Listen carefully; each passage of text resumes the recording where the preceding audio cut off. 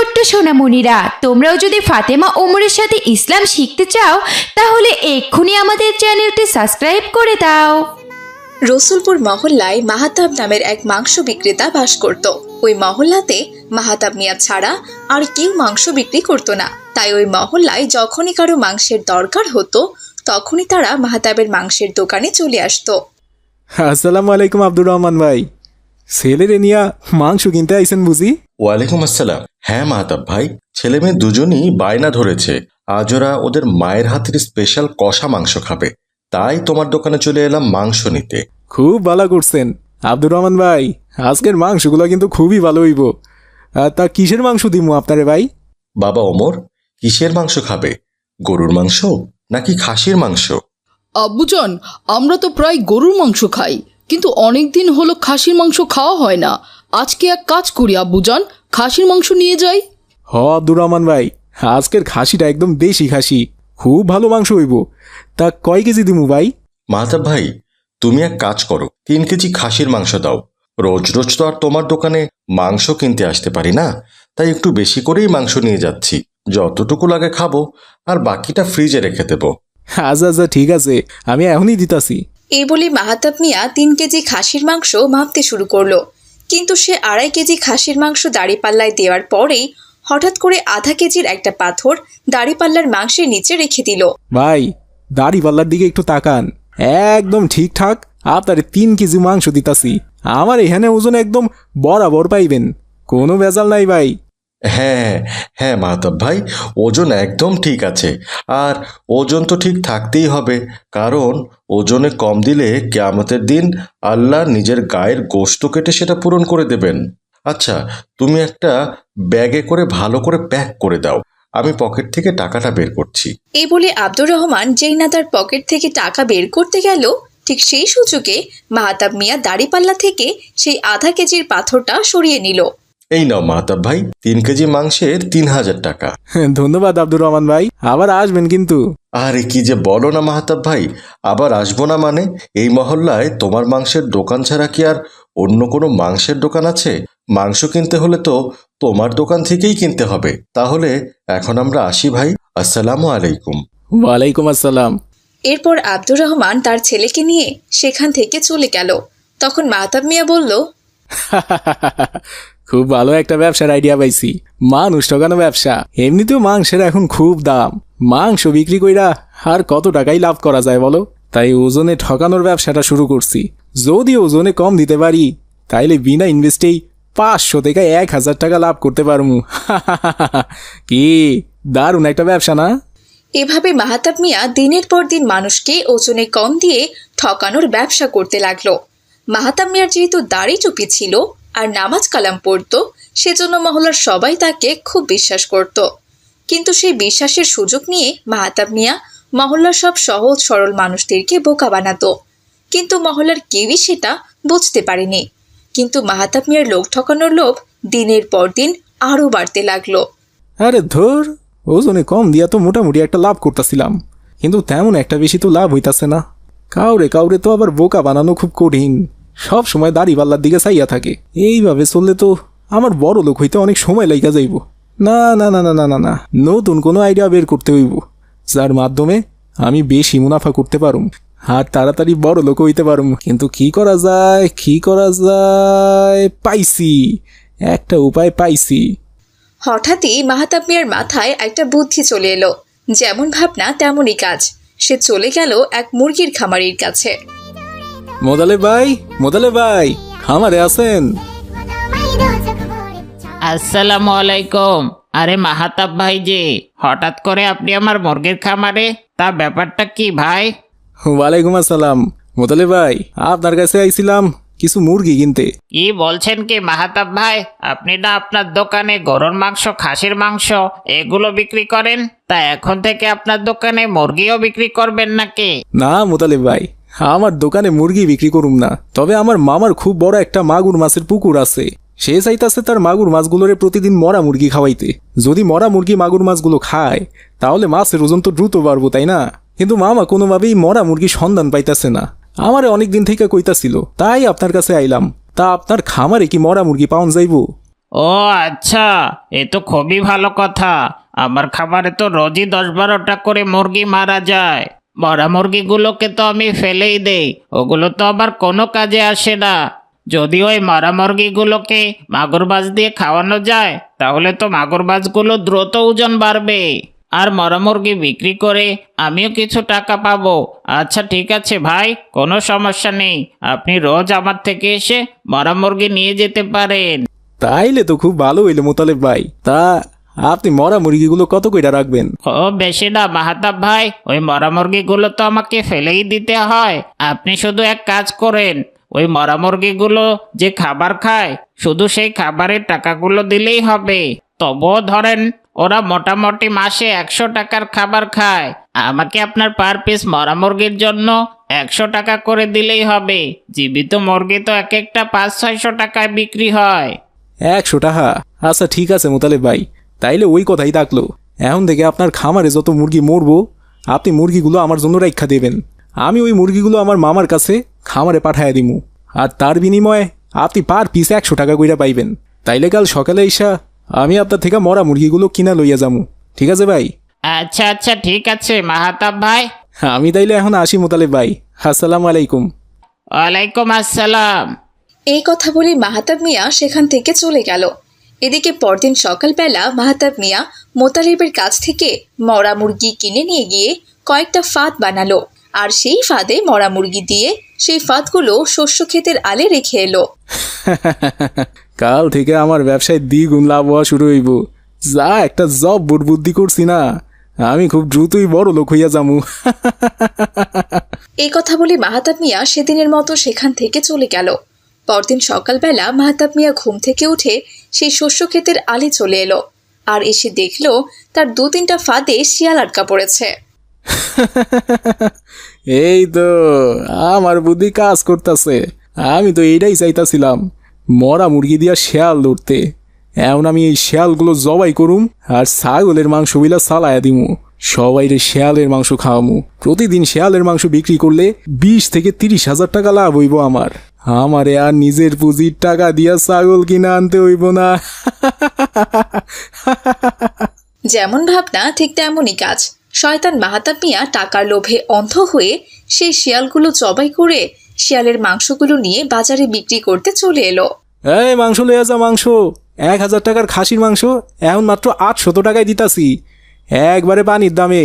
মাংস নিয়ে যাও, মাংস একদম দেশি খাসির মাংস নিয়ে যাও। কি ব্যাপার মাহতাব ভাই, হঠাৎ করে তুমি 1000 টাকার খাসির মাংস মাত্র 800 টাকায় দিচ্ছ? ব্যাপারটা তো বুঝতে পারছি না। দিন দিন তো ছাগলের দাম বেড়ে যাচ্ছে, তাহলে তুমি কিভাবে এত কম টাকায় মাংস দিতে পারছো? আব্দুর রহমান ভাই, ব্যবসা তো অনেক দিন করলাম, টাকা পয়সা তো আর কম কামাই নাই, তাই না? তাই চাইতাছি এবার একটু সমাজ সেবা করতে। বাজারে যা জিনিসপত্র দাম বাড়ছে না, মানুষ তো এত টাকা দিয়া মাংস কিনে খাইতে পারবো না। তাই আমি ভাবতাছি একটু লস হইলেও আমি এখন থেকে লস এই মাংস বিক্রি করুম। বাহ, এ তো খুব ভালো উদ্যোগ। মাশাল্লাহ, তোমার এই উদ্যোগকে আমি সাধুবাদ জানাই। তোমার মতো যদি সকল ব্যবসায়ীরা চিন্তা করত তাহলে দেশের দ্রব্যমূল্যের দাম এত বেশি করে বাড়তো না, গরিব মানুষরাও মাংস কিনে খেতে পারত। তুমি ভাই মাংস কেজি প্রতি 200 টাকা কমিয়েছ, এতে অনেক মানুষের উপকার হবে। হ আব্দুর রহমান ভাই, তা এখন বলেন আপনারে কত কেজি মাংস দিমু? তাড়াতাড়ি নিয়ে যান, মাংস আবার কম দামে পাইলে সব মাংস শেষ করে দিব। ঠিক আছে মাহতাব ভাই, আমি তাহলে আজ আর খুব একটা বেশি মাংস নেব না, আমাকে ওই কেজি 2 মাংস দিলেই হবে। এরপর মাহাতাব মিয়া যখন আব্দুর রহমানকে 2 কেজি মাংস দেওয়ার জন্য মাপ দিচ্ছিল, ঠিক তখনই সেখানে মোতালেব মিয়া তার মরা মুরগিগুলো নিয়ে চলে এলো। আরে মাহাতাব ভাই, ব্যাপারটা কি? হ্যাঁ, আজকে আপনি আমার খামারে যাননি কেন? আপনি তো আমায় বলেছেন প্রতিদিন সকালে আমার খামারে গিয়ে আমার থেকে মরা মুরগি কিনে আনবেন, কিন্তু আজ তো আমার খামারে মরা মুরগি কিনতে গেলেন না। এই মরা মুরগিগুলো কি করব সেটা নিয়ে খুব বড় বিপদে পড়ে গিয়েছিলাম, তাই বাধ্য হয়ে আমি নিজেই আপনার দোকানে চলে এলাম এই মরা মুরগিগুলো দিতে। এই নিন ভাই আপনার মরা মুরগি। আরে এইসব কি কইতাছেন মোতালেব ভাই? আমি আবার কখন আপনারে কইলাম যে আমি আপনার থেকে মরা মুরগি কিনবো? আপনি মনে হয় ভুল জায়গায় এসে পড়ছেন ভাই। আমি কখনোই আপনার কাছ থেকে মরা মুরগি কিনতে চাইনি। আপনার বাড়িতেও আমি কখনো যাই নাই। আরে ভাই, আপনি আচ্ছা লোক তো। গত পরশুদিনই তো আপনি আমার সাথে গিয়ে ডিল করে এলেন, আর কাল সকালে গিয়েও তো মরা মুরগি কিনে নিয়ে এলেন। আপনি তো আমায় বলেছিলেন আপনার কোন বাবাকে নাকি আমার এই মরা মুরগিগুলো কিনে দিবেন। তার নাকি একটা মাগুর মাছের খামার আছে, এই মরা মুরগিগুলো তিনি মাগুর মাছকে খাওয়াবেন। আর আজকেই কিনা আপনি কথা উল্টে ফেলছেন। হঠাৎ করে আপনার ব্যবহার এমন পাল্টে গেল, আমি তো কিছুই বুঝতে পারছি না ভাই। আর আপনি এমন আমতা আমতা করে কথা বলছেন কেন? আপনাকে দেখে তো মনে হচ্ছে আপনি খুব ভয় পাচ্ছেন। মোতালেবের মুখে মরা মুরগির কথা শুনে আব্দুর রহমান বলল, কি ব্যাপার মাহতাব ভাই, তুমি মোতালেব ভাইয়ের কাছ থেকে মরা মুরগি কিনেছ? তুমি জানো না ইসলাম ধর্মে মরা মুরগি খাওয়া হারাম? সেটা তুমি মাছকে খাওয়াও আর যাকেই খাওয়াও, মরা জীবকে মাটির নিচে পুঁতে রাখতে হয়। আর তুমি কি না মোতালেব ভাইয়ের কাছ থেকে কিনে নিয়ে যাওয়া মরা মুরগিগুলো কিনে এনেছো? তোমার বিষয়টা তো কিছুই বুঝতে পারলাম না ভাই। কালকে তুমি মরা মুরগি কিনতে গিয়েছিলে, আজ আবার 1000 টাকার খাসির মাংস 800 টাকায় বিক্রি করছো। এগুলো আবার মরা মুরগির মাংস না তো ভাই? আরে না না আব্দুর রহমান ভাই, এইগুলো মরা মুরগির মাংস হইতে যাইব কেন? এইগুলো দেখা কি মরা মুরগির মাংস বইলা মনে হইতাছে? মুরগির মাংস কি দেখতে এমন হয় ভাই?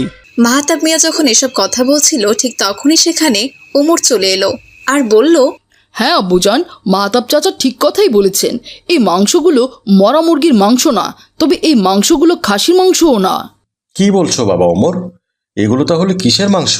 আব্বুজান, এগুলো কিসের মাংস আপনাকে তাহলে দেখাচ্ছি। এই দেখুন, মোবাইলে সব রেকর্ড করে রেখেছি। মহল্লাবাসী, আপনারাও দেখেন। তারপর ওমরের মোবাইলে সবাই দেখল যে মাহতাব মিয়া সেই মরা মুরগিগুলো একটা ফাদের ভেতরে রেখে ক্ষেতের আলে রেখে আসছে। আবার পরদিন সকালবেলা গিয়ে দেখে সে ফাদের ভেতরে কয়েকটা শিয়াল আটকা পড়েছে। তারপর সেগুলো জবাই করে সে বাজারে এনেছে বিক্রি করতে। দেখলেন তো মহল্লাবাসী, এটাই হচ্ছে মাহতাব চাচার আসল রূপ। সে আমাদের চেয়েছিল খাসির মাংসের কথা বলে শিয়ালের মাংস খাওয়াতে, কারণ তার অনেক বেশি টাকা দরকার। সে এতদিন যে টাকা আয় করত তা দিয়ে তার পোষাতো না। যদিও এর আগেও সে মাংস ওজনে কম দিয়েছে, এখন সে আবার নতুন ফোন দিয়ে এঁটেছে। এখন আপনারাই বলুন মহল্লাবাসী, এই লোভী মাংস বিক্রেতার কি শাস্তি হওয়া উচিত? হায় হায় হায়, এইটা আমরা কি দেখলাম? তুই তাহলে এত বড় কালপিট মাহতাব। এতদিন অনেকেই আমাকে বলেছিল তুই ওজনে কম দিস, কিন্তু আমি সেটা বিশ্বাস করিনি। কারণ তুই দাড়ি টুপি পরিস, আবার মাঝে মধ্যে নামাজ কালামও পড়িস। তুই যে এমন কাজ করতে পারিস সেটা তো আমার বিশ্বাসই হতো না। আজকে যেটা ওমর দেখলো আর মোতালেব যেমনটা বলল, তার মানে তুই একটা পাক্কা শয়তান। তোর মতো শয়তান লোকের এই মহল্লায় থাকার কোনো অধিকার নেই। আব্দুর রহমানের মহল্লাবাসী সবাই মাথা নেড়ে সায় দিল। তারপর বজ্জাত শয়তান লোভী মাংস বিক্রেতা মাহতাব মিয়াকে সবাই মিলে মহল্লা থেকে জুতার মালা গলায় দিয়ে তাড়িয়ে দিল। এভাবেই সেই লোভী মাংস বিক্রেতা মাহতাব মিয়ার হাত থেকে রসুলপুর মহল্লা রক্ষা পেল।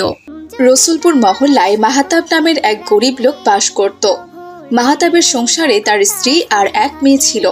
মাহতাব মিয়া ওই মহল্লারই রমজান ব্যাপারীর বাড়িতে কাজ করত। সেখানে কাজ করে মাহতাব মিয়া যা টাকা পেত তা দিয়ে কোনোভাবে তার সংসার চালাতো। ব্যাপারী সাহেব, আপনার বাসায় যে কাজ ছিল সমস্ত কাজ শেষ করছি। আজ আমার একটু তাড়াতাড়ি যেতে দিতে হইব। এখান থেকে বাজারে যামু, বাড়ির জন্য কিছু চাল ডাল কিনে নিয়ে যাইতে হইব। বাড়িতে যে আজ খাওয়ার মতন কিছুই নাই। কি বললি? বাসার সমস্ত কাজ শেষ করেছিস? কিন্তু এই ফুল বাগানটা তো তোকে আমি সকালবেলা পরিষ্কার করতে বলেছিলাম, কই করেছিস? বাগানের ঘাসগুলো তো সবই বড় হয়ে গিয়েছে দেখছি। যাওয়ার আগে ঘাসগুলো সুন্দর করে পরিষ্কার করে দিয়ে যা। সব সময় শুধু কাজে ফাঁকি দেওয়ার চিন্তা। আবার বলে কিনা বাসার সব কাজ শেষ করেছি। ব্যাপারী সাহেব, আমার একটু যাইতে দেন। আমি তো আপনাকে কইলাম ঘরে খাওয়ার মতো কিছুই নাই। এখন যদি আমি এই ফুলের বাগানের ঘাসগুলো পরিষ্কার করতে ধরি তাইলে তো রাত হয়ে যাইব। কিন্তু বাড়িতে যে আমার ছোট একটা মেয়ে আছে, ও না খাইয়া ঘুমাইয়া পড়ব।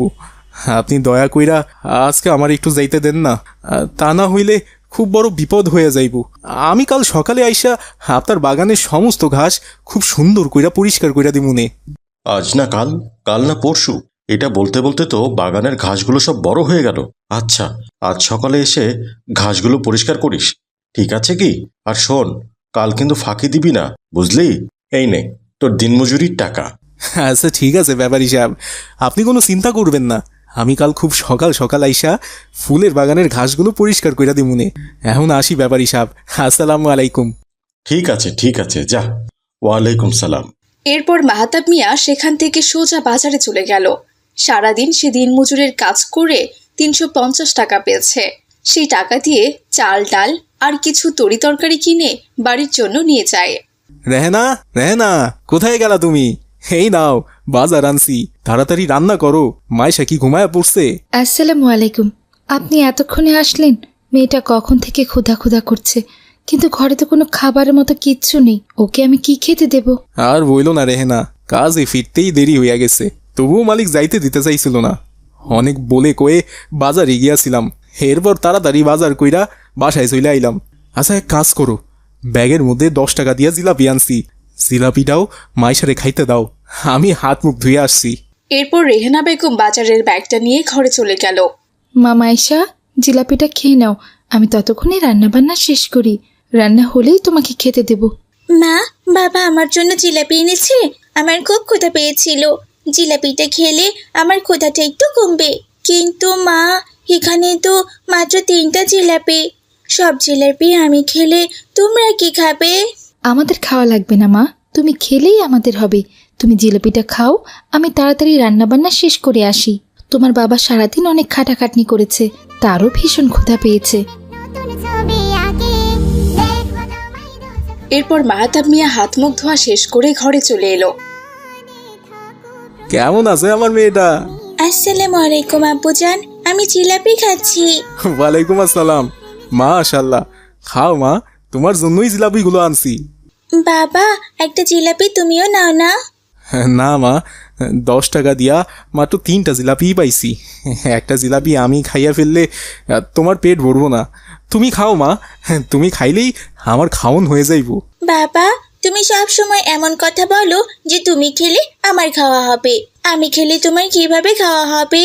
আমি খেলে তো আমার পেট ভরবে, তোমার পেট কি ভরবে বলো? এমন কথা আর বলো না তো বাবা। নাও নাও, এই একটা জিলাপি তুমি খেয়ে নাও। জোর করে মাইসা তার বাবাকে একটা জিলাপি খেতে দিল, আর মাহাতাব মিয়াও জিলাপিটা খেয়ে নিল। জিলাপি খাওয়া শেষ করে মাহাতাব তার মেয়ে মাইসাকে বলল, মা মাইশা, আমার উপর তোমার রাগ হয় না? আমি তো তোমারে ভালো মন্দ কিছুই খাইতে দিতে পারি না, ভালো কাপড় চোপড়ও দিতে পারি না, তবুও তুমি কখনো রাগ কইরা কিছু কও নাই, এমন কেন? কি যে বলো বাবা, রাগ করবো কেন? তুমি কি চেষ্টা কম করো বলো? তুমি তো দিন রাত পরিশ্রম করো শুধুমাত্র আমাদের ভালো রাখার জন্য, আর আমি কি না তোমার উপর রাগ করব? আল্লাহ তাআলা চাইলে একদিন ঠিক আমাদের এই কষ্টের দিন শেষ হয়ে যাবে। সেদিন আমাদের আর কোনো দুঃখ কষ্ট থাকবে না। তুমি এত কষ্ট করো, এই জন্য আমার খুব কষ্ট লাগে বাবা। আমি নামাজ পড়ি, আল্লাহর কাছে সব সময় দোয়া করি আল্লাহ যেন আমাদের সুদিন ফিরিয়ে দেন। মা মাইশা, আল্লাহ যেন তোমার কথা কবুল কইরা নেন। দুই বাবা মেয়ে যখন এসব নিয়ে গল্প করছিল, ঠিক তখনই রেহানা বেগম রান্না বান্না শেষ করে চলে এলো। আপনাদের কি গল্প করা শেষ? গল্প শেষ হলে নেন, এবার দু বাপ মেয়ে খেয়ে নেন। অনেক রাত হয়ে গেছে, ঘুমিয়ে পড়তে হবে। এরপর তারা সবাই মিলে একসাথে খাবার খাওয়া শেষ করে ঘুমিয়ে পড়ল। কিন্তু পরদিন সকালবেলা মাহাতাবের খুবই পেট ব্যথা করলো। সে আজ আর কাজে যেতে পারছিল না, কিন্তু সে তো ব্যাপারী সাহেবকে কথা দিয়ে এসেছে কাজে গিয়ে ফুলের বাগানটা পরিষ্কার করবে। কিন্তু আজ যদি সে কাজে যেতে না পারে, তাহলে ঘরে কোনো খাবারও আসবে না, আর ব্যাপারী সাহেব খুবই রাগ করবে। তাই মাহাতাব ওই অবস্থাতেই উঠে কাজে যাওয়ার জন্য দাঁড়িয়ে পড়ল। এ কি বাবা, তুমি উঠছো কেন? তুমি তো অসুস্থ। মা, অসুস্থ তো আছি, কিন্তু কাজে তো যাইতেই হইব, তা না হইলে বিকালবেলা বাজার নিয়ে আসতে পারুম না। ঘরে তো আজ কোনো বাজার নাই, আর আমার হাতে কোনো টাকা পয়সাও নাই। তাছাড়া আমার জন্য তো ওষুধও কিনতে হইব। এর চেয়ে বড় কথা, ব্যাপারী সাহেবকে বইলে আইছি আজকে গিয়া তার ফুলের বাগানটা পরিষ্কার করবো। বাগানে অনেক বড় বড় ঘাস হইছে, না গেলে তিনি খুব রাগ করব, আমারে আর কাজে লইব না। বাবা, আজ তোমার কাজে যেতে হবে না, আমি কাজে যাব। আমি গিয়ে ব্যাপারী সাহেবের ফুলের বাগান পরিষ্কার করব, আর বিকেলবেলা ব্যাপারী সাহেব যে টাকা দেবেন সে টাকা দিয়ে বাজার করে নিয়ে বাড়িতে আসব। তুমি বিশ্রাম নাও তো বিশ্রাম নাও, এই অবস্থায় তুমি কাজ করলে যে আরো বেশি অসুস্থ হয়ে পড়বে, তখন আমরা আরো বড় বিপদে পড়ে যাব বাবা। এই কি কইতাছো মা? তুমি কাজে যাইবা মানে? তোমার মাদ্রাসা আছে না? তুমি মাদ্রাসায় যাবা। তুমি তুমি মাদ্রাসায় যাও মা, আমার কিছু হইব না, আমি ঠিকই কাজ করতে পারুম। বাবা, একদিন মাদ্রাসায় না গেলে কিছুই হবে না। তাছাড়া আমার বাবা আগে নাকি মাদ্রাসা আগে? আজ তুমি বিশ্রাম নিলে তুমি সুস্থ হয়ে যাবে, তখন আমাদের পরিবারটা আবার ভালো করে চলবে বাবা। তোমার কিছু হয়ে গেলে আমাদের খুবই খারাপ অবস্থা হবে। তুমি আর না করো না বাবা, আজ আমি কাজে যাচ্ছি। একরকম জোর করেই মাইসা সেদিন কাজে চলে গেল। আর রমজান ব্যাপারীর বাসায় গিয়ে দেখলো রমজান ব্যাপারী বাগানের সামনে দাঁড়িয়ে আছে, কিন্তু কাজে মাহাতাব না এসে তার মেয়েকে পাঠানোর জন্য সে ভীষণ রেগে গেল। কিরে তুই তুই এখানে এখানে কেন এসেছিস? আর তোর বাবা কোথায়? আসসালামু আলাইকুম ব্যাপারী চাচা। আজ সকাল থেকে বাবার শরীরটা না একদম ভালো নেই, পেট খারাপ করেছে। তাছাড়া শরীরটাও খুব দুর্বল হয়ে গেছে, তাই আজ বাবা কাজে আসতে পারেনি, আমাকেই পাঠিয়েছে। বাবা বলল ফুল বাগানে নাকি আগাছা পরিষ্কার করতে হবে, তাই আমি এসেছি আগাছাগুলো পরিষ্কার করার জন্য। আপনি আমাকে বলুন চাচা যান, কোন আগাছাগুলো পরিষ্কার করতে হবে? কি বললি? তুই এসেছিস ফুল বাগানে আগাছা পরিষ্কার করতে? তুই কি পারবি? পারবো চাচা যান, আমাকে যে পারতেই হবে, এছাড়া যে আর কোনো উপায় নেই। একদিন কাজ না করলে আমাদের চুলায় যে হাঁড়ি উঠবে না। আপনি কোনো চিন্তা করবেন না, আমি খুব ভালো করেই আপনার বাগানটা পরিষ্কার করে দেব। আচ্ছা ঠিক আছে, ওই যে দেখ ওখানে কাস্তেটা রাখা আছে, কাস্তে দিয়ে বাগান পুরোটা ঠিকঠাক পরিষ্কার করে নিবি, ঠিক আছে? একটাও যেন আগাছা না থাকে, বলে দিলাম। আর একটাও যদি আগাছা থাকে তাহলে কিন্তু কোনো টাকা পাবি না। আচ্ছা ঠিক আছে চাচা যান, আপনি কোনো চিন্তা করবেন না, আপনি যেমনটা চেয়েছেন আমি ঠিক সেভাবেই করব। এরপর মাইসা কাস্তে হাতে নিয়ে ফুল বাগানের আগাছাগুলো পরিষ্কার করতে লাগলো। কিছুক্ষণ পর আসরের আজান শুরু হলো।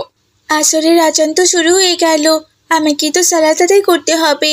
এক কাজ করি, এই গাছটার নিচেই সালাদটা আদায় করে নিই, তারপর আমি আবারও কাজ শুরু করব। এরপর মাইসা অজু করে এসে সেই গাছের নিচে সালাত আদায় করতে লাগলো। তখনই সেখানে রমজান ব্যাপারীর মেয়ে মিলি চলে এলো। গাছের নিচে একটা অচেনা মেয়েকে নামাজ পড়তে দেখে সে বলল, আরে এই মেয়েটাকে, একে তো আগে কখনো আমি বাসায় দেখিনি। ও আমাদের বাগানের ভেতরে কি করছে? মিলি এসব কথা বলছিল আর তাকিয়ে তাকিয়ে দেখছিল। মাইসার নামাজ পড়া শেষ হতেই মিলি সেখানে চলে এলো আর মাইসাকে বলল, কি ব্যাপার, কে তুমি? তোমাকে তো এর আগে এখানে দেখিনি, তুমি এখানে কি করছো? আমার নাম হচ্ছে মাইসা, আমার বাবা তোমাদের বাসায় কাজ করে, কিন্তু আজ বাবা অসুস্থ থাকায় আসতে পারেনি, তাই আমি এসেছি তোমাদের ফুল বাগানটা পরিষ্কার করতে।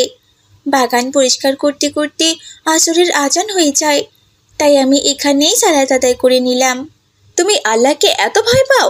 আমাদের ঘরদোর সব কিছু আছে, অথচ আমি তো কখনো নামাজ আদায় করি না, আমার বাবা মা কেউই নামাজ আদায় করে না, কিন্তু আমার খুব ইচ্ছে নামাজ আদায় করার, আর আমি মাদ্রাসায় পড়াশোনা করব, কিন্তু বাবা আমাকে সেটাও করতে দেয় না, আমাকে স্কুলে পড়ায়। তোমার নামাজ পড়া দেখে আমার খুব ভালো লেগেছে, তুমি কি আমাকে একটু নামাজ পড়া শিখিয়ে দেবে? আমি নামাজ পড়তে জানি না। হ্যাঁ হ্যাঁ, কেন নয়, অবশ্যই শিখিয়ে দেব, কিন্তু নামাজ আদায় করতে হলে আগে উঁচু করে নিতে হবে। এই তো এখানে পানি রাখা আছে, আমি পানি ঢালছি, আর যেভাবে বলছি তুমি উঁচু করে নাও, কেমন? তারপরে আমি তোমাকে নামাজ আদায় করা শিখিয়ে দেব। এই বলে মাইসা পানি ঢালতে শুরু করলো আর মিলি অজু করতে লাগলো, কিন্তু অজুর পানি গড়িয়ে গড়িয়ে বেশ কিছু দূর চলে গেল। মিলি অজু শেষ করে যেই না একটু এগিয়ে গেল, অমনি পা পিছলে ধপাস করে মাটিতে পড়ে গেল আর সাথে সাথে চিৎকার করে উঠল, পড়ে গেলাম যে, বাঁচাও, ও মা গো, খিচি ব্যথা। আরে এ কি, তুমি তো পড়ে গেছো, ওঠো ওঠো ওঠো, উঠে পড়ো। মিলির চিৎকার শুনে রমজান ব্যাপারী বাইরে বেরিয়ে এলো আর এসে দেখলো তার মেয়ে কাদার ভেতরে পড়ে আছে। কি ব্যাপার, এখানে কি হয়েছে? মিলি, তুমি কাদার মধ্যে কি করছো?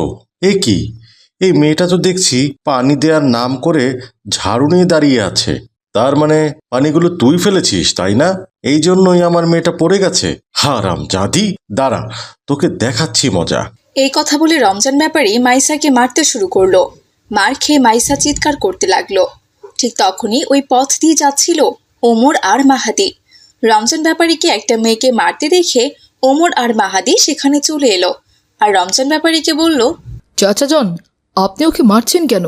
এ তো মাইশা, ও তো আমাদের মহল্লার মাহাতাব চাচার মেয়ে, খুবই ভালো মেয়ে, 5 ওয়াক্ত নামাজ পড়ে, মাদ্রাসায় পড়াশোনা করে, আর আপনি ওকে মারছেন? আর বলো না বাবা ওমর, এই বজ্জাত মেয়েটা আমার মেয়ে লিলিকে কাদার মধ্যে ফেলে দিয়েছে।